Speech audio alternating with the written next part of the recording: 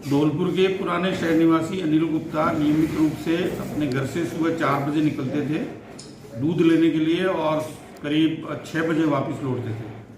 कल जब वो घर से वापस नहीं लौटे तो उनके परिजनों को चिंता हुई। उन्होंने तलाश की तो उनका कोई अता पता नहीं लगा।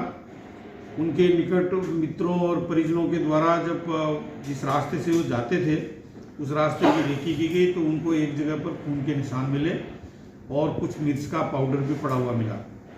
कोई अनहोनी की आशंका उनको नजर आई। इस संबंध में उनके द्वारा पुलिस को सूचना दी गई।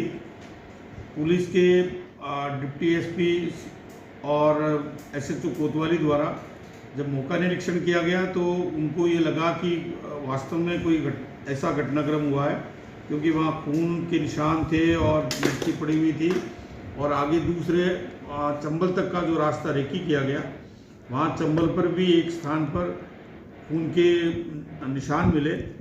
ऐसा लग रहा था कि किसी व्यक्ति के साथ में कोई बड़ा हादसा हुआ है।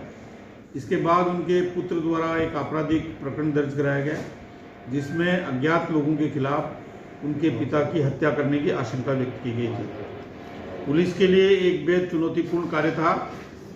सुबह का समय था 4 बजे, जब कोई व्यक्ति होता नहीं है और जिस स्थान पर यह घटना घटित हुई थी वो बिल्कुल निर्जन है और भीड़ों के बीच में है। ऐसे में वहाँ कोई चश्मदीद गवाह या अन्य साक्ष्य होने की भी संभावना नहीं थी। इसके बावजूद पुलिस ने इस चुनौती को स्वीकार किया, तकनीकी साक्ष्य संकलित किए, उनके परिजनों के बारे में भी सूचना एकत्रित की। दोपहर होते होते पुलिस को महत्वपूर्ण सुराग मिले और पुलिस द्वारा मृतक का भाई सुनील गुप्ता के पुत्र सत्यम को पूछताछ के लिए तलब किया। साइकोलॉजिकली उनसे कड़ाई से पूछताछ हुई तो पुलिस को कुछ अहम सूत्र सामने आए और एक कड़ी से कड़ी जोड़ते हुए शाम तक इस पूरे घटनाक्रम का पुलिस द्वारा खुलासा कर दिया गया। हुआ ये कि इनके सुनील गुप्ता और अनिल गुप्ता के बीच में मकान के डिस्प्यूट चल रहा है काफ़ी समय से। इसको लेकर के दोनों परिवारों में काफ़ी रंजिश थी।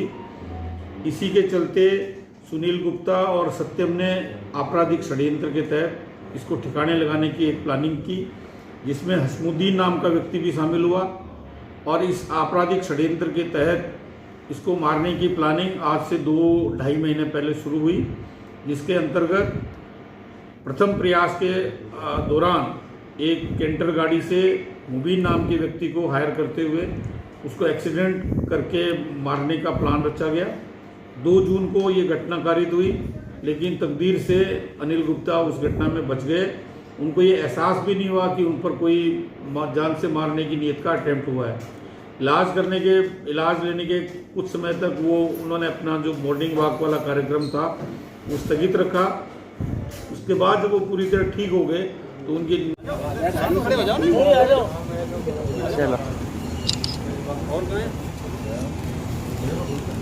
अरे